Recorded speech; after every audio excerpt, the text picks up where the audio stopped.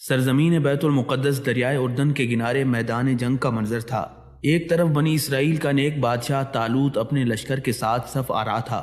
طالوت کے لشکریوں کی تعداد اصحاب بدر کی تعداد کے برابر یعنی 313 تھی، جبکہ دوسری طرف قوم عمالقہ کا قوی دیو ہیکل، قد آور اور طاقتور بادشاہ جالوت اپنے عظیم الشان لشکر کے ساتھ بنی اسرائیل پر حملے کی طاق میں کھڑا تھا۔ قوم عمالقہ کے ظالم و جابر بادشاہ جالوت کی فوج کے مقابلے میں صف آرا بنی اسرائیل کے بادشاہ حضرت طالوت کے لشکر میں ایک کم عمر نوجوان بھی اپنی غلیل کے ساتھ شامل تھا، کیونکہ نو عمر ہونے کی وجہ سے اسے اسلحہ نہیں دیا گیا تھا۔ اس نو عمر لڑکے کا نام داؤد تھا، جسے بعد میں اللہ تبارک و تعالیٰ نے نبوت اور بادشاہت سے سرفراز فرمایا۔ حضرت داؤد علیہ السلام کے ہاتھ میں ایک غلیل اور پتھر تھا۔ جالوت اپنے جسم کو سامان حرب سے سجائے نہایت رعونت اور تکبر سے شاہی سواری پر بیٹھا اہل ایمان کو مقابلے کی دعوت دے رہا تھا۔ بنی اسرائیل کے بادشاہ طالوت نے اپنے لشکر میں یہ اعلان فرما دیا کہ جو شخص جالوت کو قتل کرے گا میں اپنی شہزادی کا نکاح اس کے ساتھ کر دوں گا اور اپنی آدھی سلطنت بھی اس کو عطا کروں گا۔ یہ فرمان شاہی سن کر حضرت داؤد علیہ السلام آگے بڑھے، جو ابھی بہت ہی کم سن تھے اور بیماری سے چہرہ زرد ہو رہا تھا۔ غربت و مفلسی کا یہ عالم تھا کہ انبیاء کی سنت کو پورا کرتے ہوئے بکریاں چرا کر اس کی اجرت سے گزر بسر کرتے تھے۔ جب حضرت داؤد علیہ السلام گھر سے جہاد کے لیے روانہ ہوئے تھے تو راستے میں ایک پتھر ان سے بولا، اے حضرت داؤد مجھے اٹھا لیں، کیونکہ میں حضرت موسیٰ علیہ السلام کا پتھر ہوں۔ پھر دوسرے پتھر نے آپ کو پکارا کہ اے داؤد مجھے اٹھا لے، کیونکہ میں حضرت ہارون علیہ السلام کا پتھر ہوں۔ پھر ایک تیسرے پتھر نے آپ علیہ السلام کو پکار کر عرض کیا، اے حضرت داؤد علیہ السلام مجھے اٹھا لیں، کیونکہ میں جالوت کا قاتل ہوں۔ حضرت داؤد علیہ السلام نے ان تینوں پتھروں کو اٹھا کر اپنے جھولے میں رکھ لیا۔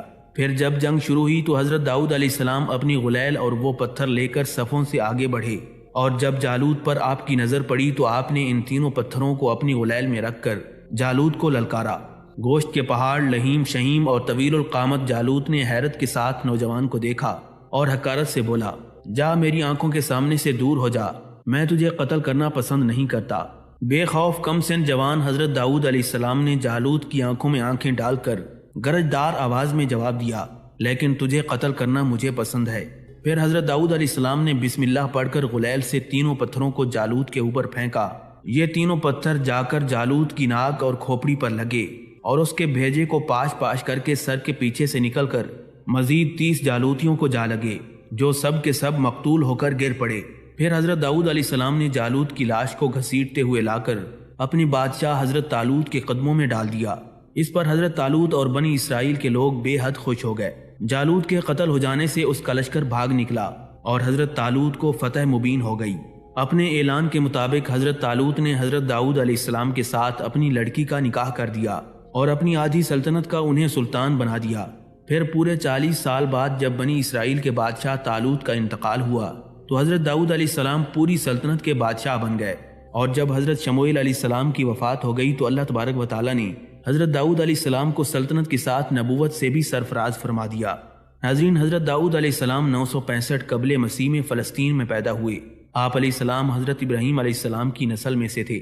حضرت داؤد علیہ السلام پستہ قد کے مالک تھے، آنکھیں نیلی تھیں، جسم پر بال بہت کم تھے، چہرے سے پاکیزگی جھلکتی تھی، نہایت ہمدرد، قوی، بہادر اور نڈر ہونے کے ساتھ ساتھ حکمرانی اور فیصلہ کرنے کی صلاحیت تحفہ خداوندی تھی۔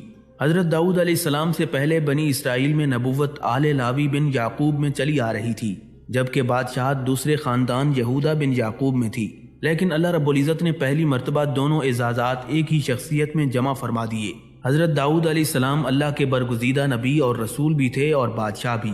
انبیاء کرام علیہم السلام میں حضرت آدم علیہ السلام کے بعد حضرت داؤد علیہ السلام ہی وہ پیغمبر ہیں جنہیں قرآن مجید میں خلیفہ کے لقب سے نوازا گیا۔ قرآن کریم کی سورہ سعد کی آیت نمبر 26 میں ارشاد باری تعالیٰ ہے، اے داؤد ہم نے تمہیں زمین پر خلیفہ بنا دیا، تم لوگوں کے درمیان حق کے ساتھ فیصلے کرو۔ ناظرین، اللہ رب العزت نے حضرت داؤد علیہ السلام پر زبور نازل فرمائی۔ قرآن کریم کی سورہ بنی اسرائیل میں ارشاد ہے، اور ہم نے بعض پیغمبروں کو بعض پر فضیلت بخشی اور داؤد کو زبور عنایت کی۔ سورہ نساء میں ارشاد باری تعالیٰ ہے، اور ہم نے داؤد کو زبور بھی عنایت کی تھی۔ امام بغوی رحمۃ اللہ علیہ نے اپنی تفسیر میں لکھا ہے کہ زبور اللہ کی کتاب ہے جو حضرت داؤد علیہ السلام پر نازل ہوئی۔ اس میں 150 صورتیں ہیں جو دعاؤں اور حمد و ثنا پر مشتمل ہیں، تاہم ان میں حلال و حرام اور فرائض و حدود کا بیان نہیں ہے۔ زبور کے معنی پارے یا ٹکڑے کی ہیں۔ دراصل زبور کے نزول کا مقصد تورات کی تکمیل تھا، اس لیے گویا یہ تورات ہی کا ایک حصہ یا ٹکڑا ہے اور اللہ رب العزت کی حمد و ثنا سے مزین ہے۔ حضرت داؤد علیہ السلام کو اللہ تبارک و تعالیٰ نے دل نشین آواز اور سحر انگیز لحن عطا فرمایا تھا۔ آپ علیہ السلام جب زبور کی تلاوت فرماتے تھے تو وجد آفرین تلاوت سے مسحور ہو کر چرند پرند، درخت، پہاڑ، جن و انس، دریاؤ، سمندر، یعنی سب اللہ تبارک و تعالیٰ کی حمد و ثنا میں محو ہو جاتے تھے۔ اسی لیے آج تک لحن داؤدی ضرب المثل ہے۔ مسند احمد میں حضرت ابو ہریرہ رضی اللہ تعالیٰ عنہ سے مروی حدیث شریف موجود ہے کہ سرکار دو عالم صلی اللہ علیہ وآلہ وسلم نے ارشاد فرمایا، حضرت داؤد علیہ السلام پر قرات کو آسان اور ہلکا کر دیا گیا تھا۔ وہ اپنے گھوڑے پر زین کسنے کا حکم فرماتے اور اس سے پہلے کہ زین کسی جاتی آپ علیہ السلام پوری زبور تلاوت کر چکے ہوتے۔ اسی طرح حضور نبی کریم صلی اللہ علیہ وآلہ وسلم جب حضرت ابو موسیٰ اشعری رضی اللہ تعالیٰ عنہ کی تلاوت قرآن سنتے تو فرماتے ابو موسیٰ کو اللہ تبارک و تعالیٰ نے لحن داؤدی عطا فرمایا ہے۔ ناظرین، قرآن مجید کی 9 سورہ مبارکہ میں 16 مقامات پر حضرت داؤد علیہ السلام کا ذکر کیا گیا ہے۔ بعض صورتوں میں تفصیل سے اور بعض میں مختصر طور پر آپ علیہ السلام کے حالات و واقعات بیان کیے گئے ہیں، جبکہ ان پر نازل کردہ کتاب زبور کا 3 صورتوں میں ذکر موجود ہے۔ اللہ تبارک و تعالیٰ نے پہاڑوں، پرندوں اور جانوروں کو حکم دیا تھا کہ جب حضرت داؤد علیہ السلام اللہ رب العزت کا ذکر کریں تو وہ بھی ان کلمات کو دہرائیں۔ چنانچہ جب حضرت داؤد علیہ السلام زبور کی تلاوت کرتے تھے تو پرندے بھی ہوا میں ٹھہر کر ان کے ساتھ ذکر الہی میں شامل ہو جاتے۔ اسی طرح پہاڑ، شجر اور دیگر جانور بھی ان کے ساتھ اللہ تبارک و تعالیٰ کی تسبیح کرتے تھے۔ اللہ رب العزت نے پتھروں اور درختوں میں بھی ایک طرح کی زندگی رکھی ہے۔ یہ الگ بات ہے کہ ہمیں اس کا شعور نہیں۔ سورہ بنی اسرائیل میں ہے کہ 7 آسمان اور زمین اور جو بھی ان میں موجود ہے وہ سب اسی کی تسبیح کر رہے ہیں۔ ایسی کوئی چیز نہیں جو اسے پاکیزگی اور تعریف کے ساتھ یاد نہ کرتی ہو۔ ہاں، یہ صحیح ہے کہ تم اس کی تسبیح سمجھ نہیں سکتے۔ ناظرین، اللہ رب العزت سورہ انبیاء میں ارشاد فرماتا ہے، ہم نے پہاڑوں کو داؤد کے لیے مسخر کر دیا کہ ان کے ساتھ تسبیح کرتے تھے، اور جانوروں کو بھی مسخر کر دیا تھا۔ اسی طرح سورہ سعد میں اللہ رب العزت کا ارشاد گرامی ہے، ہم نے پہاڑوں کو ان کے زیر فرمان کر دیا تھا کہ صبح و شام ان کے ساتھ اللہ کی تسبیح کیا کرتے تھے، اور پرندوں کو بھی حکم دیا، وہ سب آپ کے پاس جمع رہتے اور سب ان کے فرمانبردار تھے۔ اللہ تبارک و تعالیٰ نے حضرت داؤد علیہ السلام کو دوسرا معجزہ یہ عطا فرمایا کہ لوہے کو ان کے لیے موم کی طرح نرم فرما دیا۔ ارشاد باری تعالیٰ ہے، اور ان کے لیے ہم نے لوہے کو نرم کر دیا کہ کشادہ زرہیں بناؤ اور کڑیوں کو اندازے سے جوڑو اور نیک عمل کرو۔ حضرت خواجہ حسن بصری، حضرت قتادہ اور حضرت اعمش رضی اللہ تعالیٰ عنہ فرماتے ہیں کہ اللہ تبارک و تعالیٰ نے حضرت آدم علیہ السلام کے لیے لوہے کو نرم کر دیا، حتیٰ کہ آپ علیہ السلام بغیر آگ اور بھٹی کے اپنے ہاتھ کے ساتھ لوہے کو ہر طرح سے موڑ لیا کرتے تھے۔ انہیں لوہا موڑنے کے لیے نہ ہتھوڑے کی ضرورت پڑتی اور نہ کسی دوسرے اوزار کی۔ آپ علیہ السلام موم کی طرح ہاتھ سے لوہے کی کڑیاں بنا لیا کرتے تھے۔ حضرت قتادہ رضی اللہ تعالیٰ عنہ فرماتے ہیں کہ سب سے پہلے شخص جنہوں نے کڑیوں کی انتہائی محفوظ زرہ بنائی وہ حضرت داؤد علیہ السلام ہیں۔ اس سے پہلے صاف چادر کی زرہیں بنتی تھیں۔ حضرت داؤد علیہ السلام ایک دن میں ایک زرہ بنا لیا کرتے تھے جو 600 درہم میں فروخت ہوتی تھی۔ تفسیر ابن کثیر میں حافظ ابن عساکر رحمۃ اللہ علیہ کی روایت موجود ہے کہ حضرت داؤد علیہ السلام اپنی خلافت کے زمانے میں بیس بدل کر بازاروں میں جاتے اور لوگوں سے پوچھا کرتے کہ داؤد کیسے آدمی ہیں۔ چونکہ سلطنت میں عدل و انصاف عام تھا اور لوگ آرام و عیش سے رہتے تھے، کسی کو حکومت سے شکایت نہیں تھی، اس لیے آپ علیہ السلام جس سے بھی سوال کرتے وہ حضرت داؤد علیہ السلام کی تعریف ہی کرتا تھا۔ اللہ تعالیٰ نے آپ علیہ السلام کی تعلیم کے لیے ایک فرشتے کو انسانی شکل میں بھیجا تو آپ علیہ السلام نے حسب عادت اس سے بھی وہی سوال کیا۔ فرشتے نے جواب دیا، داؤد بہت اچھے آدمی ہیں، وہ اپنے نفس اور اپنی رعیت کے لیے بھی بہتر ہیں، مگر ان میں ایک عادت ایسی ہے کہ وہ نہ ہوتی تو کامل انسان ہوتے۔ حضرت داؤد علیہ السلام نے پوچھا، وہ کیا عادت ہے؟ فرشتے نے کہا، وہ اپنے اور اہل و عیال کے خرچ کے لیے بیت المال میں سے لیتے ہیں۔ یہ بات سن کر حضرت داؤد علیہ السلام نے دعا فرمائی، اے اللہ مجھے کوئی ایسا کام سکھا دے جو میں اپنے ہاتھ سے کروں اور اس کی اجرت سے اہل و عیال کے اخراجات پورے کر سکوں اور عوام کی خدمت اور سلطنت کے تمام کام بلا معاوضہ کروں۔ حضرت داؤد علیہ السلام کی دعا قبول ہوئی اور انہیں زرہ بنانے کا ہنر سکھا دیا گیا۔ حضرت داؤد علیہ السلام بہت زیادہ عبادت گزار تھے اور ہر کام میں اللہ کی طرف ہی رجوع کرتے تھے۔ اسی لیے اللہ تبارک و تعالیٰ نے قرآن مجید کی سورہ سعد کی آیت نمبر 17 میں حضرت داؤد علیہ السلام کی اسی صفت کو بیان کیا ہے، ہمارے بندے داؤد کو یاد کرو جو صاحب قوت تھے اور بے شک وہ رجوع کرنے والے تھے۔ صحیح بخاری اور صحیح مسلم میں حضرت داؤد علیہ السلام کے حوالے سے یہ حدیث شریف موجود ہے کہ اللہ تعالیٰ کو سب سے زیادہ محبوب نماز داؤد علیہ السلام کی نماز ہے اور سب سے زیادہ محبوب روزے داؤد علیہ السلام کے روزے ہیں۔ حضرت داؤد علیہ السلام آدھی رات تک سوتے، پھر اٹھ کر رات کا تہائی حصہ عبادت میں کھڑے رہتے اور رات کے آخری حصے میں سو جاتے۔ ایک دن روزہ رکھتے اور ایک دن ناغہ کرتے اور جنگ میں فرار کبھی نہیں کرتے تھے۔ حضرت داؤد علیہ السلام اپنے زمانے میں لوگوں کے مقتدا اور پیشوا تھے۔ آپ علیہ السلام عدل و انصاف اور زہد و تقوی میں مشہور تھے۔ آپ علیہ السلام بے مثال خطیب بھی تھے اور خطبات میں حمد و ثنا کے بعد اما بعد کا لفظ سب سے پہلے حضرت داؤد علیہ السلام نے ہی کہنا شروع کیا۔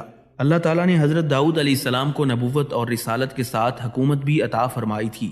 آپ علیہ السلام فن خطابت کے ماہر تھے، جبکہ آپ کی آواز بھی بہت خوبصورت تھی۔ آپ علیہ السلام نے درس و تبلیغ اور واعظ و نصیحت کے ذریعے بنی اسرائیل میں جذبہ جہاد ابھارا اور بنی اسرائیل کو کفار و مشرکین کے ساتھ جنگ پر آمادہ کیا۔ قرآن مجید کی سورہ سعد میں ارشاد باری تعالیٰ ہے، اور ہم نے داؤد کی حکومت کو مضبوط کیا اور انہیں حکمت، نبوت اور فیصلے کی قوت عطا فرمائی۔ حضرت داؤد علیہ السلام کی حکومت قائم کرنے کے بعد تھوڑے ہی عرصے میں فلسطین، عراق، شام، دمشق، شرق اردن اور خلیج عقبہ سے دریائے فرات تک جزیرۃ العرب کے بیشتر علاقے آپ علیہ السلام کے زیر نگین آ چکے تھے۔ حضرت داؤد علیہ السلام فلاخن یعنی غلیل چلانے میں ماہر تھے۔ آپ علیہ السلام غلیل، پتھر اور عصا ہر وقت اپنے پاس رکھتے تھے۔ فلاخن چلانے میں حضرت داؤد علیہ السلام کی مہارت کا چرچا عام تھا۔ فلاخن اتنی طاقت سے پھینکتے کہ جس چیز پر بھی گرتا تھا وہ ریزہ ریزہ ہو جاتی تھی۔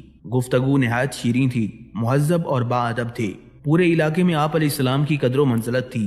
بانسری اور بربط بجانے میں آپ کو کمال حاصل تھا۔ حضرت طالوت علیہ السلام کے دربار تک آپ کی رسائی تھی۔ حضرت شموئیل علیہ السلام کو عمر کے آخری حصے میں وحی کے ذریعے حضرت داؤد علیہ السلام کی نبوت اور بادشاہت کی اطلاع دے دی گئی تھی۔ حضرت شموئیل علیہ السلام بیت لحم تشریف لائے اور حضرت داؤد علیہ السلام سے ملاقات کر کے انہیں خیر و برکت کی دعا ارشاد فرمائی۔ ناظرین، قرآن مجید میں بہت سی قوموں کے ایسے واقعات بیان کیے گئے ہیں جن میں ان کے غلط اعمال اور اللہ تعالیٰ کے احکام و حدود سے تجاوز کی پاداش میں انہیں عذاب الہی کا سامنا کرنا پڑا۔ اسی سلسلے میں ایک مشہور اور عبرتناک واقعہ حضرت داؤد علیہ السلام کی قوم یعنی اصحاب سبت کا ہے۔ یہ واقعہ یہودیوں کی ایک بستی سے تعلق رکھتا ہے۔ حضرت داؤد علیہ السلام کی قوم کے جن لوگوں نے اللہ رب العزت کی نافرمانی کی، اللہ تبارک و تعالیٰ نے بطور سزا انہیں بندر بنا دیا۔ قوم بنی اسرائیل کے لیے سبت یعنی ہفتے کے دن مچھلی کا شکار کرنا حرام قرار دیا گیا تھا، لیکن ان کی آزمائش کے طور پر ہفتے کے دن زیادہ اور بڑی مچھلیاں ظاہر ہوتی تھیں، اور مچھلیوں کی آمد اس قدر افراد کے ساتھ ہونے لگی کہ سمندر کے تمام کنارے مچھلیوں سے بھر جاتے تھے، جس کی وجہ سے بنی اسرائیل میں سے ایک گروہ نافرمانی کرتے ہوئے ہیلا سازی کرنے لگا۔ اس حوالے سے علامہ ابن کثیر حضرت ابن عباس رضی اللہ تعالیٰ عنہ کے حوالے سے لکھتے ہیں، حضرت اکرمہ رضی اللہ تعالیٰ عنہ بیان فرماتے ہیں کہ میں ایک دن حضرت ابن عباس رضی اللہ تعالیٰ عنہ کی خدمت میں حاضر ہوا تو وہ رو رہے تھے۔ میں نے دیکھا کہ ان کی گود میں قرآن مجید کھلا رکھا ہوا ہے۔ میں کچھ دیر تک ان کی ہیبت کی وجہ سے ان کے قریب نہ ہوا، لیکن جب اسی حالت میں کافی دیر ہو گئی تو پھر میں آگے بڑھ کر بیٹھ گیا۔ میں نے عرض کیا، اللہ تعالیٰ مجھے آپ پر قربان کرے، آپ کیوں رو رہے ہیں؟ حضرت عبداللہ ابن عباس رضی اللہ تعالیٰ عنہ نے فرمایا، قرآن مجید کے ان اوراق نے مجھے رلا دیا ہے۔ وہ سورہ اعراف تھی۔ حضرت اکرمہ رضی اللہ تعالیٰ عنہ فرماتے ہیں کہ حضرت عبداللہ ابن عباس رضی اللہ تعالیٰ عنہ نے مجھ سے پوچھا، کیا تم ایلا کو جانتے ہو؟ میں نے کہا، ہاں میں جانتا ہوں۔ انہوں نے کہا، وہاں کچھ یہودی آباد تھے۔ ہفتے کے دن مچھلیاں ساحل پر نمودار ہوتیں، پھر غائب ہو جاتیں، جنہیں حاصل کرنے کے لیے انہیں سخت محنت کرنی پڑتی تھی۔ ہفتے کے دن خوب موٹی اور عمدہ مچھلیاں پانی کے اوپر تیرتے ہوئے کثرت سے آتی تھیں۔ کچھ عرصہ اسی طرح گزر گیا۔ پھر شیطان نے قوم داؤد کے کچھ لوگوں کو اکسایا کہ ہفتے کے دن تو تمہیں صرف مچھلیاں کھانے سے منع کیا گیا ہے، شکار کرنے سے تو منع نہیں کیا گیا، سو تم ہفتے کے دن مچھلیاں پکڑ کر دوسرے دن کھا لیا کرو۔ چنانچہ قوم داؤد میں سے کچھ لوگوں نے اس قانون میں چور دروازہ نکال لیا۔ وہ ہفتے کے روز ساحل پر جا کر گڑھے کھودتے اور نالیوں کے ذریعے انہیں سمندر سے ملا دیتے۔ اب وہ سمندر کا پانی ان گڑھوں میں لے کر آتے تو پانی کے ساتھ مچھلیاں گڑھوں میں آ جاتیں اور پھر وہ ان کی واپسی کا راستہ بند کر دیتے۔ اگلے روز اتوار کو جا کر ان مچھلیوں کو آسانی سے پکڑ لیتے اور کہتے کہ ہم ہفتے کے روز تو مچھلیوں کو ہاتھ نہیں لگاتے۔ اس طرح شریعت کے حکم کے ساتھ انہوں نے یہ مذاق کرنا شروع کر دیا اور مقدس ہفتے کے دن کے حکم کی اصل روح کو مسخ کر دیا۔ حکم کی اصل روح تو یہ تھی کہ 6 دن دنیا کے کام کرو اور 7واں دن اللہ رب العزت کی عبادت کے لیے وقف کر دو۔ لیکن حضرت داؤد علیہ السلام کی قوم نے یہ دن بھی گڑھے کھودنے، پانی کھولنے اور بند کرنے میں صرف کرنا شروع کر دیا۔ جب یہود کے ایک گروہ نے سبت کے احکام کے بارے میں نافرمانی کی تو دوسرا گروہ اس کی ہیلہ سازی اور کارستانی کو دیکھ کر اس کو خدا کے عذاب اور اس کی ناراضگی سے ڈراتا اور اس سے اپنی برات کا بھی اظہار کرتا تھا۔ ایک تیسرا گروہ بھی تھا جو امر بالمعروف اور نہی عن المنکر کا فریضہ انجام دینے والوں کو یہ سمجھانے کی کوشش کرتا تھا کہ آخر اس گروہ کی نافرمانی پر واعظ و نصیحت سے کچھ فائدہ ہونے والا نہیں، یہ ہرگز اپنی روش سے باز نہیں آنے والے۔ لیکن اس تیسرے گروہ میں بھی ہفتے کے احکام کی بے حرمتی کا رجحان بڑھنے لگا اور وہ اس کی اعلانیہ خلاف ورزی کرنے لگے۔ قرآن مجید میں اصحاب سبت کی بستی کا نام درج نہیں ہے، صرف اتنا بتایا گیا ہے کہ وہ بستی ساحل سمندر پر واقع تھی۔ یہ وہی بستی ہے جس کا نام ایلا تھا اور یہ بحر کلزم کے کنارے پر واقع تھی۔ حضرت ابن عباس رضی اللہ تعالیٰ عنہ فرماتے ہیں یہ وہی بستی ہے جسے ایلا کہا جاتا ہے اور جو مدین اور تور کے درمیان واقع ہے۔ پھر قوم داؤد کی بستی کے بھی 2 حصے کر لیے گئے اور ان کے باہمی تعلقات منقطع ہو گئے۔ ایک روز محسوس ہوا کہ جس حصے میں نافرمان لوگ رہتے ہیں وہاں بالکل سناٹا ہے۔ جب وہاں جا کر دیکھا گیا تو وہاں رہنے والوں کی صورتیں مسخ ہو چکی تھیں۔ حضرت قتادہ رضی اللہ تعالیٰ عنہ فرماتے ہیں کہ ان کے جوان بندر اور بوڑھے خنزیر بنا دیے گئے تھے، مگر وہ اپنے رشتہ دار انسانوں کو پہچانتے تھے اور ان کے قریب آ کر روتے تھے۔ بعض روایات کے مطابق یہ مسخ شدہ لوگ 3 دن کے بعد مر گئے۔ حضرت عبداللہ ابن مسعود رضی اللہ تعالیٰ عنہ سے صحیح مسلم میں منقول ہے کہ بعض لوگوں نے اپنے زمانے کے بندروں اور خنزیروں کے بارے میں حضور نبی اکرم صلی اللہ علیہ وآلہ وسلم سے پوچھا، کیا یہ وہی مسخ شدہ شکلوں والے یہودی ہیں؟ حضور نبی علیہ الصلوۃ والسلام نے فرمایا، اللہ تعالیٰ جب کسی قوم میں مسخ صورت کا عذاب نازل کرتا ہے تو ان کی نسل نہیں چلتی بلکہ چند روز میں ہلاک ہو کر وہ ختم ہو جاتے ہیں۔ بندر اور خنزیر دنیا میں پہلے سے ہی موجود تھے۔ ناظرین، قوم بنی اسرائیل نے ہمیشہ کی طرح حضرت داؤد علیہ السلام پر الزام تراشی کی اور اللہ کے پاک پیغمبر حضرت داؤد علیہ السلام پر بھی بد صبا عورت کے ساتھ جھوٹا الزام لگا دیا۔ اس وقت حضرت داؤد علیہ السلام کی 99 بیویاں تھیں، لیکن پھر آپ علیہ السلام نے بنی اسرائیل کی ایک اور عورت کو نکاح کا پیغام بھیجا اور اس سے شادی کر لی۔ واقعہ کچھ اس طرح ہے کہ حضرت داؤد علیہ السلام کے زمانے میں جن عورتوں کے شوہر مر جاتے یا قتل ہو جاتے وہ پھر کبھی شادی نہیں کرتی تھیں، اور یہ امر بہت سی بنائیوں اور قباحتوں کی بنیاد تھا۔ حضرت داؤد علیہ السلام وہ پہلے شخص تھے جن پر اللہ تبارک و تعالیٰ نے زیادہ نکاح کو مباح قرار دیا تاکہ یہ رسم ختم ہو جائے اور بیوہ عورتیں اس مصیبت سے نجات پا جائیں۔ لہٰذا جب بنی اسرائیل کا ایک شخص اوریا اتفاق سے ایک جنگ میں مارا گیا تو حضرت داؤد علیہ السلام نے ان کی بیوی سے شادی کر لی۔ یہ بات اس زمانے کے لوگوں پر بہت گراں گزری کیونکہ یہ ان کے جاہلانہ رسوم و رواج کے خلاف تھی۔ بعد میں اس پر بنی اسرائیل کے کچھ شر پسند اور حاسد لوگوں نے حضرت داؤد علیہ السلام کے بارے میں بے بنیاد افسانے گھڑ لیے اور آپ علیہ السلام کی شخصیت پر الزام تراشی کی۔ کسی نے کہا کہ حضرت داؤد علیہ السلام کی اس شادی کی کچھ نہ کچھ بنیاد تو ضرور ہے۔ کچھ لوگوں نے کہا ضروری بات ہے کہ اوریا کا گھر حضرت داؤد علیہ السلام کی ہمسائیگی میں ہوگا۔ کسی بدبخت نے پیغمبر خدا کی نظریں اوریا کی بیوی پر ڈلوائیں اور پرندے کا قصہ گھڑا۔ آخرکار پیغمبر خدا حضرت داؤد علیہ السلام کو قوم کی طرف سے طرح طرح کے شرمناک گناہان کبیرہ سے متہم کیا گیا۔ پھر ان بے وقوف لوگوں نے ایک زبان سے دوسری زبان تک یہ تمام باتیں پہنچا دیں، لیکن ان کی یہ الزام تراشیاں اور نافرمانیاں انہی کے کام آئیں اور انہیں عذاب الہی کا مزہ چکھنا پڑا۔ ناظرین، حضور نبی کریم صلی اللہ علیہ وآلہ وسلم نے ارشاد فرمایا، اللہ تعالیٰ نے حضرت داؤد علیہ السلام کی طرف وحی بھیجی، اے داؤد گناہگاروں کو خوشخبری دو اور صدیقین کو ڈر سناؤ۔ حضرت داؤد علیہ السلام کو اس بات پر بڑا تعجب ہوا۔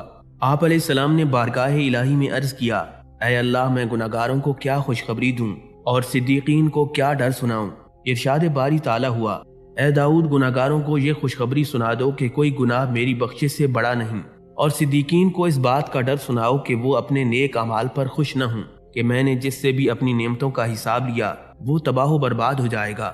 اے داؤد اگر تو مجھ سے محبت کرنا چاہتا ہے تو دنیا کی محبت اپنے دل سے نکال دے، کیونکہ میری اور دنیا کی محبت ایک دل میں جمع نہیں ہو سکتی۔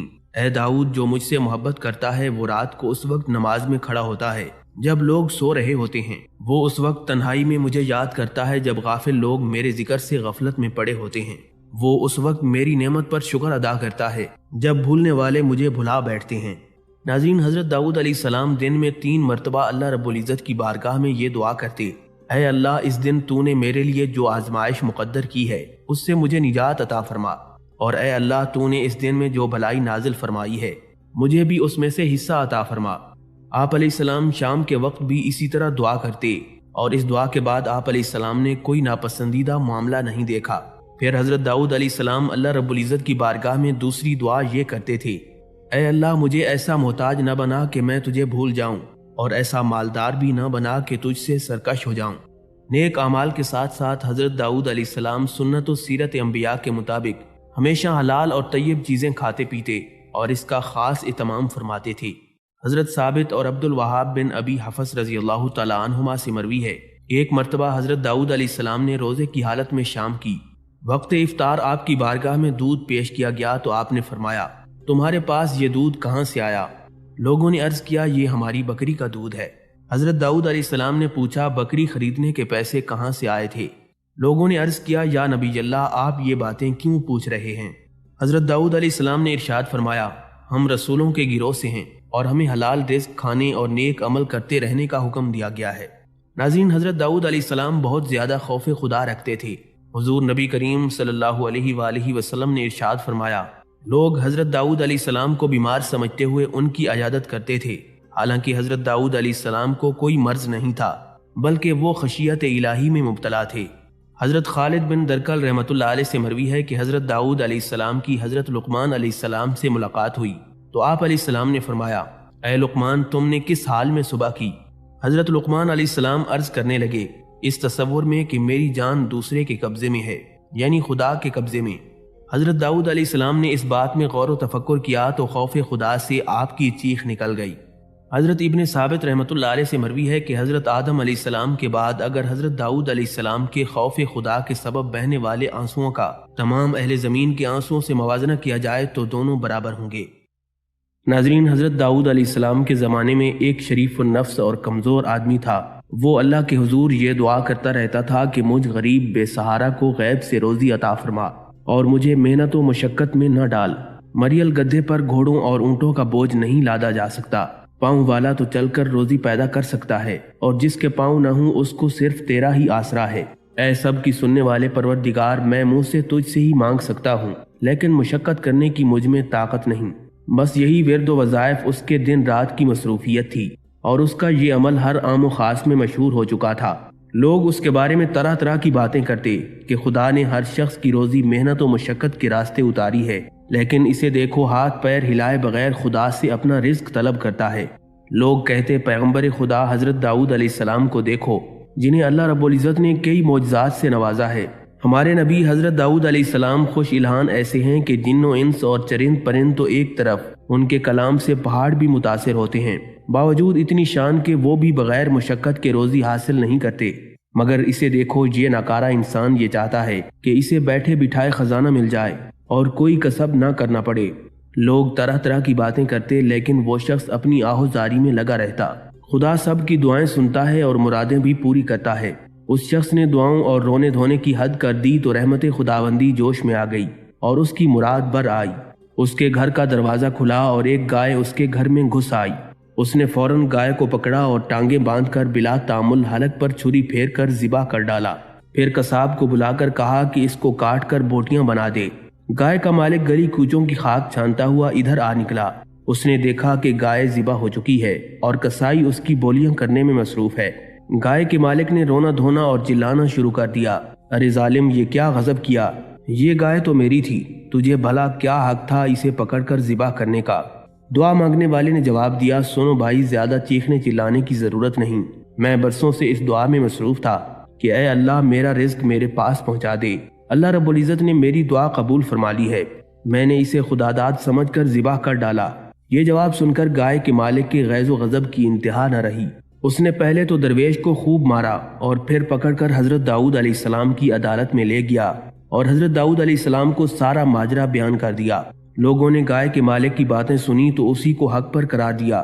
درویش نے اس بے بسی کی حالت میں آسمان کی طرف منہ اٹھا کر کہا، اے خدائے رحمان و رحیم، تو اچھی طرح جانتا ہے کہ میں نے اپنی آرزو کی تکمیل کے لیے سینکڑوں روز و شب آہوزاری کرنے اور دعا مانگنے میں صرف کر دیے، اور میں نے روز الست جو خواب دیکھا تھا اسی نے مجھے تیری بندگی میں مست کر رکھا تھا۔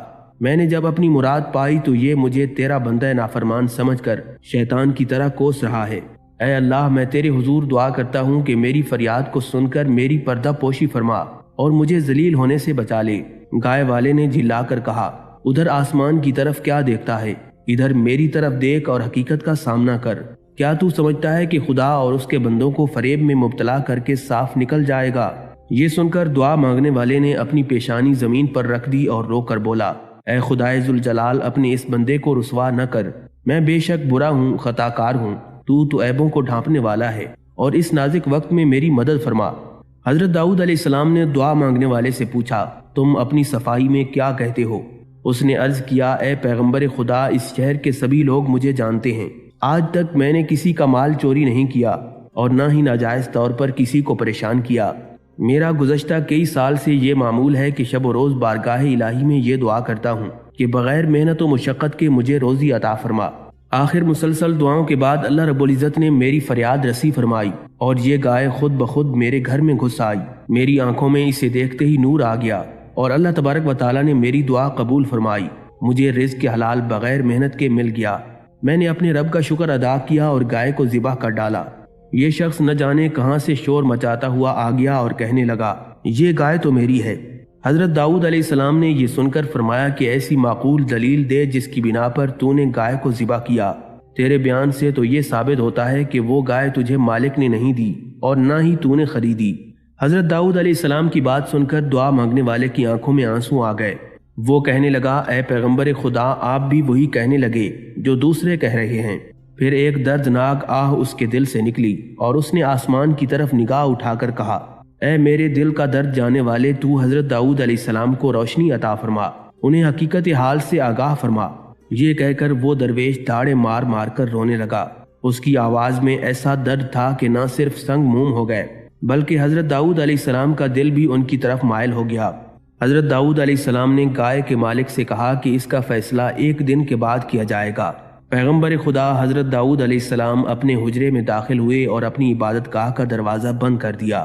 ذکر و اذکار کے بعد اللہ رب العزت کی بارگاہ میں دعا کی، اے علیم و خبیر اللہ، مجھے حقیقت حال سے آگاہ فرما۔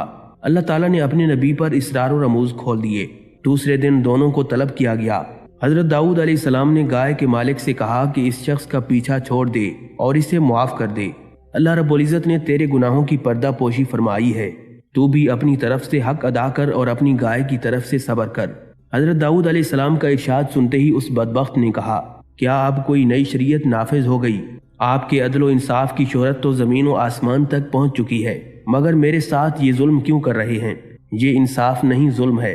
حضرت داؤد علیہ السلام نے دوسری مرتبہ یہ فرمایا، اپنا سارا مال اور جائیداد اس مظلوم کے حوالے کر دے، ورنہ تیری سخت رسوائی ہوگی، اور کچھ عجب نہیں کہ جو ظلم و ستم تو نے کیے ہیں وہ بھی ظاہر ہو جائیں۔ گائے والے نے یہ کلمات سنتے ہی سر پر خاک ڈالنا شروع کر دی، گریبان چاک کر ڈالا اور بدحواس ہو کر بولا، اے داؤد، اچھا فیصلہ سنایا، مجھ پر ظلم و زیادتی کی حد کر دی۔ نعوذ باللہ، مجھے تو معلوم ہوتا ہے کہ تو اپنے حواس میں نہیں رہا۔ حضرت داؤد علیہ السلام نے گائے کے مالک کو قریب بلایا اور فرمایا، اے بدبخت، اس ہنگامے سے باز آ، کہیں یہ تیری ہلاکت کا باعث نہ بن جائے۔ تو نے جو بویا ہے وہ اب کاٹ۔ اب تیسری مرتبہ حضرت داؤد علیہ السلام نے ارشاد فرمایا، تو اپنے اہل و عیال بھی اس کے حوالے کر دے۔ یہ ارشاد سن کر گائے کا مالک تو پتھر سے اپنا سر پھوڑنے لگا۔ لوگ حیران تھے کہ حضرت داؤد علیہ السلام یہ کیسا حکم دے رہے ہیں۔ لوگ پیغمبر خدا کے احکام کی اصل وجہ سے ناواقف تھے۔ ان میں سے ایک دو آدمی کہنے لگے، اے اللہ کے نبی، آپ کی ذات بابرکات سے ایسا صریح ظلم، ہم سب حیرت میں ہیں۔ بے قصور گائے والے پر اتنا عتاب آخر کیوں؟ اور جس نے ناحق گائے پکڑ کر ذبح کر ڈالی اسے آپ نے بری کر دیا۔ حضرت داؤد علیہ السلام نے فرمایا، شاید اب وقت آ گیا ہے کہ حقیقت حال سے پردہ اٹھا دیا جائے۔ پھر حضرت داؤد علیہ السلام سب کو دریا کے کنارے ایک بہت بڑے درخت کے نیچے لے گئے۔ وہ گھنا درخت جس کی شاخیں آپس میں گتھی ہوئی تھیں، سورج کی شعاؤں کو زمین تک پہنچنے نہیں دیتا تھا۔ حضرت داؤد علیہ السلام لوگوں سے مخاطب ہوئے، کیا تم جانتے ہو کہ اس درخت کے نیچے ایک آدمی کو قتل کیا گیا تھا؟ تم نہیں جانتے، البتہ وہ جانتا ہے جس نے اس زمین و آسمان کو پیدا فرمایا ہے۔ حضرت داؤد علیہ السلام نے فرمایا، حقیقت یہ ہے کہ اس گائے کے مالک نے اپنے آقا کو قتل کیا۔ یہ شخص اصل میں مقتول کا خریدا ہوا غلام تھا۔ اس نے اپنے آقا کو قتل کر کے اس کے مال و دولت اور جائیداد پر قبضہ کر لیا۔ یہ مظلوم دعا مانگنے والا اسی مقتول کا بیٹا ہے۔ پھر اس بے رحم اور سنگ دل شخص نے اپنے مقتول آقا کے بچوں پر ظلم ڈھانا شروع کر دیا اور ان سے سارا مال چھین لیا، یہاں تک کہ یہ شخص نمک حرامی پر اتر آیا اور اس کے آقا کے بچے دانے دانے کے محتاج ہو گئے۔ اس مردود نے اپنے گناہوں کا پردہ خود ہی فاش کیا، اور اے شخص تو نے شریعت کے مطابق فیصلہ مانگا تھا، شریعت نے اپنا فیصلہ سنا دیا، تو نے اپنی صفاکی سے اپنے آقا کو چھری سے ذبح کیا، جس طرح اس دعا مانگنے والے نے تیری گائے کو ذبح کیا۔ وہ خون آلود چھری راز فاش ہونے کے ڈر سے گڑھا کھود کر تو نے دفن کر دی تھی، اور اس کا ثبوت یہ ہے کہ اس چھری پر اس کا نام کنندہ ہے۔ حضرت داؤد علیہ السلام کے حکم پر جب زمین کھودی گئی تو ایک شخص کی کھوپڑی اور لمبی سی چھری برآمد ہوئی۔ یہ منظر دیکھ کر گائے والا خوف سے کانپنے لگا۔ تماشائیوں پر سکتے کا عالم طاری تھا۔ لوگوں نے اپنے سروں سے کپڑے اور ٹوپیاں ہٹا دیں، ننگے سر ہو کر سامنے آئے اور عرض کرنے لگے، اے خدا کے سچے پیغمبر، ہم فطری نابینا ثابت ہوئے، ہم نے آپ کی زبان مبارک پر اعتبار نہ کیا، آپ ہماری گستاخی معاف فرما دیں۔ حضرت داؤد علیہ السلام نے سب کو معاف کر دیا اور گائے والے کے قتل کا حکم دے دیا۔ یوں اس چھری کے ساتھ ہی قصاص کے طور پر گائے والے شخص کی گردن اڑا دی گئی۔ ناظرین، یہ بیان کیا جاتا ہے کہ حضرت داؤد علیہ السلام کی 99 بیویاں تھیں۔ اس کے بعد آپ علیہ السلام نے ایک دوسری عورت کو نکاح کا پیغام دیا، جس کو ایک مسلمان نے پہلے سے پیغام دے رکھا تھا، لیکن حضرت داؤد علیہ السلام کا پیغام پہنچنے کے بعد عورت کے گھر والے بھلا دوسرے کی طرف کب اور کیسے توجہ کر سکتے تھے؟ انہوں نے حضرت داؤد علیہ السلام کی بات سنی اور اس عورت کا نکاح آپ سے کر دیا۔ یہ بات نہ تو شرعاً ناجائز تھی اور نہ ہی اس زمانے کے رسم و رواج کے خلاف تھی، لیکن حضرات انبیاء کرام علیہ السلام کی شان بہت ہی عرفہ و اعلیٰ ہوتی ہے، یہ آپ کے منصب عالی کے مناسب نہیں تھا، اس لیے اللہ تبارک و تعالیٰ کی مرضی یہ ہوئی کہ آپ علیہ السلام کو اس پر متنبع اور آگاہ کر دیا جائے۔ چنانچہ اللہ رب العزت نے اس کا ذریعہ یہ بنایا کہ فرشتے مدعی اور مدعا علیہ بن کر آپ علیہ السلام کے دربار میں ایک مقدمہ لے کر آئے، اور بجائے دروازے سے داخل ہونے کے فرشتے دیوار پھلانگ کر مسجد میں آ گئے۔ حضرت داؤد علیہ السلام ان لوگوں کو دیوار پھلانگتے دیکھ کر کچھ گھبرا گئے۔ فرشتوں نے کہا، آپ ڈرے نہیں، ہم دو فریق ہیں کہ ایک نے دوسرے پر زیادتی کی ہے، لہٰذا آپ ہمارا ٹھیک ٹھاک فیصلہ کر دیں اور ہمیں سیدھی راہ پر چلا دیں۔ ہمارا مقدمہ یہ ہے کہ میرا یہ بھائی ہے اور اس کے پاس 99 دمبیاں ہیں اور میرے پاس ایک ہی دمبی ہے۔ اب یہ کہتا ہے کہ تو اپنی ایک دمبی بھی میرے حوالے کر دے، اور یہ اس بات کے لیے مجھ پر دباؤ ڈالتا ہے۔ یہ سن کر حضرت داؤد علیہ السلام نے فوراً یہ فیصلہ فرما دیا کہ بے شک یہ زیادتی ہے کہ وہ تیری دمبی کو اپنی دمبیوں میں ملا لینے کو کہتا ہے، اور اس میں کوئی شبہ نہیں کہ اکثر سانجے والے ایک دوسرے پر زیادتی کرتے رہتے ہیں، سوائے ان لوگوں کے جو صاحب ایمان اور نیک عمل ہوں، اور ایسوں کی تعداد بہت کم ہے۔ مقدمے کا فیصلہ سنا کر حضرت داؤد علیہ السلام کا ماتھا ٹھنکا، اور آپ علیہ السلام نے سمجھ لیا کہ اس مقدمے کی پیشی در حقیقت میرا امتحان تھا۔ چنانچہ فوراً ہی آپ علیہ السلام سجدے میں گر پڑے اور خدا سے معافی مانگنے لگے۔ اللہ رب العزت نے آپ کو معاف فرما دیا۔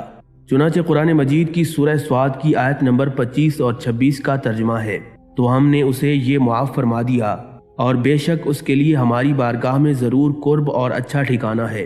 اے داؤد، بے شک ہم نے تجھے زمین میں نائب کیا، تو لوگوں میں سچا حکم کر اور خواہش کے پیچھے نہ جانا کہ یہ تجھے اللہ کی راہ سے بہکا دے گی۔ ناظرین، مورخین نے کتب تاریخ میں لکھا ہے کہ ایک خاتون حضرت داؤد علیہ السلام کی خدمت میں حاضر ہوئی اور عرض کرنے لگی، اے خدا کے نبی، آپ کا پروردگار عادل ہے یا ظالم؟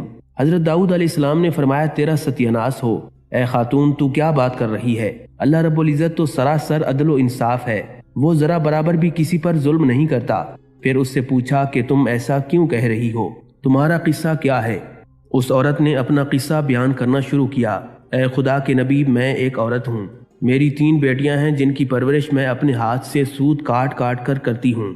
میں سارا دن اور بعض اوقات راتوں کو جاگ کر سوت کاٹتی ہوں۔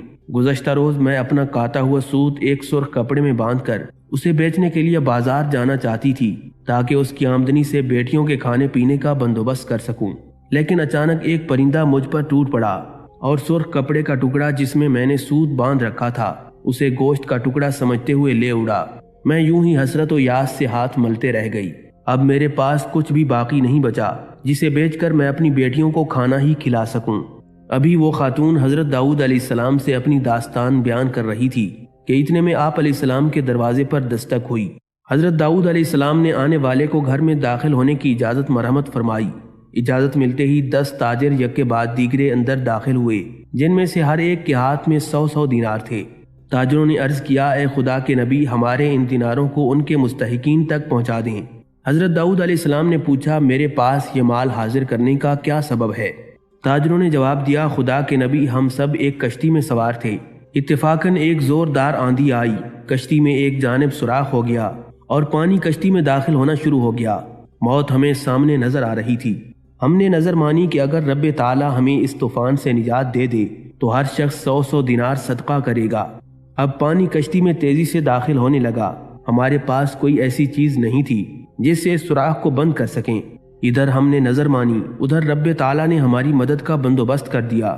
ایک بہت بڑا پرندہ منڈلاتا ہوا کشتی کے اوپر آ گیا، اس کے پنجے میں ایک سرخ رنگ کی پوٹلی تھی۔ اس نے دیکھتے ہی دیکھتے پوٹلی کشتی میں پھینک دی۔ ہم نے لپک کر اس پوٹلی کو پکڑا، اس میں کاٹا ہوا سوت تھا۔ ہم نے فوراً اس سے کشتی کا سوراخ بند کر دیا اور اس میں داخل شدہ پانی کو ہاتھوں سے باہر پھینکا۔ تھوڑی دیر بعد طوفان تھم گیا اور یوں ہم موت کے منہ سے واپس آئے ہیں۔ اب یہ صدقے کی رقم آپ کے ہاتھوں میں ہے، آپ جسے چاہیں اسے دے دیں۔ یہ واقعہ سن کر حضرت داؤد علیہ السلام اس بیوہ عورت کی طرف متوجہ ہوئے اور فرمانے لگے، پروردگار عالم تیرے لیے بحر و بر میں تجارت کر رہا ہے اور تو ہے کہ اسے ظالم گردان رہی ہے۔ پھر آپ علیہ السلام نے وہ دینار اس خاتون کے حوالے کرتے ہوئے فرمایا، جاؤ انہیں اپنی بچیوں پر خرچ کرو۔ ناظرین، حضرت داؤد علیہ السلام کو اللہ رب العزت نے بادشاہی عطا فرمائی تھی۔ آپ علیہ السلام کا ایک انتہائی قیمتی تخت طاؤس تھا جسے تخت داؤد بھی کہا جاتا ہے۔ حضرت داؤد علیہ السلام اکثر اوقات اس تخت پر جلوہ افروز ہوتے تھے۔ جب سن 70 عیسوی میں رومیوں نے فلسطین پر حملہ کیا تو لاکھوں یہودیوں کے قتل عام کے ساتھ ساتھ ہیکل سلیمانی کو بھی گرا کر تباہ کر دیا۔ ٹائٹس نے یہ پتھر اپنے ساتھ لیا اور اسے روم میں لا کر رکھ دیا۔ روم کے بعد یہ پتھر آئرلینڈ لایا گیا، پھر آئرلینڈ سے سکاٹ لینڈ لایا گیا۔ آئرش اور سکاٹش بادشاہ اس مقدس پتھر پر بیٹھ کر تاج پوشی کی رسم ادا کیا کرتے تھے۔ سکاٹ لینڈ سے یہ پتھر انگلینڈ لایا گیا۔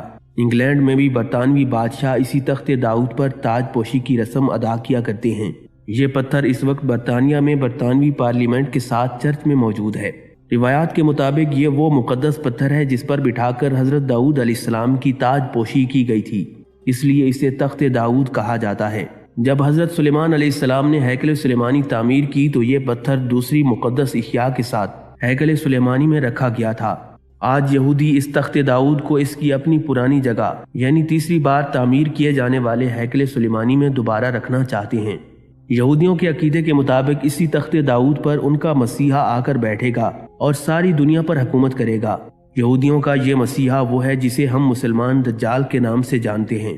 ناظرین، مورخین لکھتے ہیں کہ طالوت کے بعد بنی اسرائیل نے متفقہ طور پر حضرت داؤد علیہ السلام کو اپنا بادشاہ بنا لیا تو ان کا ابتدائی دارالحکومت ہیبرون شہر تھا اور بیت المقدس پر اس وقت یبوسی قابض تھے۔ پھر حضرت داؤد علیہ السلام نے بنی اسرائیل کی متحدہ طاقت کے ساتھ جنوب سے شہر یروشلم پر حملہ کیا۔ زیریں حصہ بآسانی فتح ہو گیا مگر بالائی حصے کے مکین ڈٹے رہے۔ انہوں نے حضرت داؤد علیہ السلام کی یوں تضحیق کی کہ لولے لنگڑے لوگ شہر کی فصیل پر لے جا کر کھڑے کر دیے اور حضرت داؤد علیہ السلام کو پیغام بھیجا کہ پہلے انہیں قابو میں لائے۔ اس پر حضرت داؤد علیہ السلام نے زبردست حملہ کیا اور بالآخر بالائی شہر بھی فتح ہو گیا۔ حضرت داؤد علیہ السلام کے لشکر کی تعداد اس وقت تقریباً 2,80,000 تھی۔ شہر پر قبضے کے بعد حضرت داؤد علیہ السلام نے یبوسیوں کو شہر بدر کر دیا۔ اس سے پورے فلسطین پر حضرت داؤد علیہ السلام کی حکومت قائم ہو گئی اور ان کی عظمت میں زبردست اضافہ ہوا۔ حضرت داؤد علیہ السلام کے یوں طاقت اور قوت پکڑنے کی وجہ سے فلسطین کی ہمسایہ سلطنتیں خوفزدہ ہو کر متحد ہو گئیں اور انہوں نے حضرت داؤد علیہ السلام پر حملہ کرنے کی ٹھان لی، مگر وہ بیت المقدس تک نہ پہنچ سکیں بلکہ رفائن کی وردی میں شکست کھا کر پسپا ہو گئیں، جس کے بعد حضرت داؤد علیہ السلام کی طاقت سے مرعوب ہو کر بہت سے ہمسایہ حکمرانوں نے ان کی طرف دوستی کا ہاتھ بڑھایا۔ جنگ کے اس دور میں حضرت داؤد علیہ السلام نے بالائی اور زیریں شہر یروشلم کو ایک کر دیا اور شہر کے گرد ایک مضبوط فصیل تعمیر کروائی۔ اس کے علاوہ آپ علیہ السلام نے کوہ زیتون پر شاہی محل اور وادی میں شاہی باغ تعمیر کروایا۔ یہ پہلا موقع تھا کہ بنی اسرائیل نے اس طرح یروشلم پر قبضہ کیا۔ ناظرین، حضرت داؤد علیہ السلام کے 35 سالہ دور حکومت میں اسرائیلی لشکریوں کو سکون بہت کم ملا، البتہ ان کی جنگوں کا نتیجہ ان کے حق میں مفید ثابت ہوا۔ بنی اسرائیل جو اب تک قبائلی عصبیت کا شکار مختلف قبیلوں میں بٹے ہوئے تھے، ایک قوم بن گئے۔ ان کی عزت و وقار میں اضافہ ہو گیا، مال و غنیمت اور دوستی کے خواہاں حکمرانوں کے نذرانوں سے خزانہ بھر گیا، شہر کی دولت میں زبردست اضافہ ہوا اور لوگ خوشحال ہو گئے۔ اس کے علاوہ تابوت سکینہ جس میں حضرت یوسف علیہ السلام کی ہڈیاں اور کپڑے بند تھے، جسے حضرت موسیٰ علیہ السلام مصر سے اپنے ہمراہ لائے تھے، اور حضرت داؤد علیہ السلام سے پہلے فلسطینی بنی اسرائیل کو شکست دے کر تابوت سکینہ اپنے ساتھ اپنے شہر اشدود لے گئے تھے۔ حضرت داؤد علیہ السلام کی زبردست خواہش تھی کہ اس کے لیے ایک مستقل گھر بنائیں تاکہ وہ محفوظ رہے۔ حضرت داؤد علیہ السلام کے زمانے میں تابوت سکینہ بنی اسرائیل کو واپس مل گیا۔ اللہ رب العزت نے انہیں بتایا کہ اللہ کا مستقل گھر ان کے بیٹے کے عہد میں تعمیر کیا جائے گا۔ اس سے وہ بد دل نہیں ہوئے بلکہ وہ اس کی تعمیر کے لیے ضروری سامان جمع کرتے رہے۔ انہوں نے سونا، چاندی، لوہا اور پیتل جمع کیا، لبنان سے دیودار کی لکڑی منگوائی، آرائش کے لیے مختلف علاقوں سے پتھر حاصل کیے۔ الغرض وہ اپنے بیٹے حضرت سلیمان علیہ السلام کا کام آسان بنانے کے لیے متواتر مصروف رہے، یہاں تک کہ آخری دنوں میں اپنے بیٹے سلیمان علیہ السلام کو اس گھر، معبد یا ہیکل کا وہ خاکہ بھی تفصیلاً سمجھا دیا جسے انہوں نے عالم رویا میں دیکھا تھا۔ پھر جب حضرت سلیمان علیہ السلام تخت نشین ہوئے اور ان کی سلطنت یمن اور دوسری طرف فرات تک پھیل گئی تو انہوں نے ہیکل سلیمانی کی تعمیر شروع کرائی۔ ہیکل اس جگہ تعمیر ہوا جسے حضرت داؤد علیہ السلام نے منتخب فرمایا تھا۔ مورخین اس بات پر متفق ہیں کہ یہودی کبھی بھی اچھے معمار نہیں رہے، اس لیے ہیکل کی تعمیر کے لیے لبنان اور مصر سے معمار منگوائے گئے۔ ہیکل کی تعمیر 7 سال تک جاری رہی اور 2 لاکھ آدمی مسلسل کام کرتے رہے۔ بے انتہا دولت خرچ ہوئی۔ حضرت داؤد علیہ السلام وراثت میں 1,30,000 پاؤنڈ سونا اور 1,270 پاؤنڈ چاندی چھوڑ گئے تھے۔ اس دولت کے علاوہ دوست شہزادوں کے نذرانے اور دنیا کے زرخیز ترین خطے کا 7 سالہ آمدنی کا ذخیرہ بھی ہیکل سلیمانی کی تعمیر میں صرف ہوا، اور یوں وہ ہیکل تعمیر ہوا جس کی خواہش کا اظہار حضرت داؤد علیہ السلام نے فرمایا تھا۔ حضرت ابو ہریرہ رضی اللہ تعالیٰ عنہ سے مروی ہے کہ حضور نبی کریم صلی اللہ علیہ وآلہ وسلم نے ارشاد فرمایا، عالم بالا میں جب حضرت آدم علیہ السلام کی صلب کو نکال کر ان کے سامنے پیش کیا گیا تو انہوں نے ایک خوبصورت چمکتی ہوئی پیشانی والے شخص کو دیکھ کر پوچھا، پروردگار عالم یہ کون ہے؟ جواب ملا، تمہاری ذریت میں سے بعد میں آنے والی ہستی حضرت داؤد علیہ السلام ہے۔ حضرت آدم علیہ السلام نے پوچھا، اس کی عمر کیا مقرر کی گئی ہے؟ ارشاد باری تعالیٰ ہوا کہ 60 سال۔ حضرت آدم علیہ السلام نے عرض کیا، یا الہی میں اپنی عمر کے 40 سال اس نوجوان کو بخشتا ہوں۔ مگر پھر جب حضرت آدم علیہ السلام کی وفات کا وقت آیا تو حضرت آدم علیہ السلام نے ملک الموت سے کہا کہ ابھی تو میری عمر کے 40 سال باقی ہیں۔ فرشتے نے کہا، آپ بھول گئے کہ آپ نے اس قدر حصہ اپنی عمر کا اپنی نسل میں سے حضرت داؤد علیہ السلام کو بخش دیا تھا۔ اس روایت سے معلوم ہوتا ہے کہ حضرت داؤد علیہ السلام کی عمر 100 سال کی ہوئی، اور تورات کے باب سلاطین اور تواریخ میں حضرت داؤد علیہ السلام نے کوہن سالی میں انتقال فرمایا۔ آپ علیہ السلام نے بنی اسرائیل پر لگ بھگ 40 سال حکومت کی۔ اس سلسلے میں تورات کہتی ہے کہ حضرت داؤد علیہ السلام نے سارے اسرائیلیوں پر حکومت کی، اور وہ عرصہ جس میں اس نے اسرائیل پر سلطنت کی تو وہ 40 سال کا تھا۔ حضرت داؤد علیہ السلام نے ہیبرون میں 7 سال اور یروشلم میں 35 سال تک حکومت کی، اور پھر آپ علیہ السلام نے بڑھاپے میں خوب عمر رسیدہ ہو کر اور دولت و عزت سے آسودہ ہو کر وفات پائی۔ حضرت جعفر بن محمد کہتے ہیں کہ حضرت داؤد علیہ السلام نے 70 سال تک حکومت کی، اور حضرت عبداللہ ابن عباس رضی اللہ تعالیٰ عنہ فرماتے ہیں کہ حضرت داؤد علیہ السلام کا انتقال اچانک سبت یعنی ہفتے کے دن ہوا۔ وہ سبت کے روز مقررہ عبادت میں مشغول تھے۔ پرندوں کی ٹولیاں اپنے پر پھیلائے ان پر سایہ فگن تھیں کہ اچانک اسی حالت میں حضرت داؤد علیہ السلام کا انتقال ہو گیا۔ حضرت داؤد علیہ السلام کو اپنے باپ دادا کے ساتھ سرزمین انبیاء فلسطین میں سپرد خداوند قدوس کیا گیا۔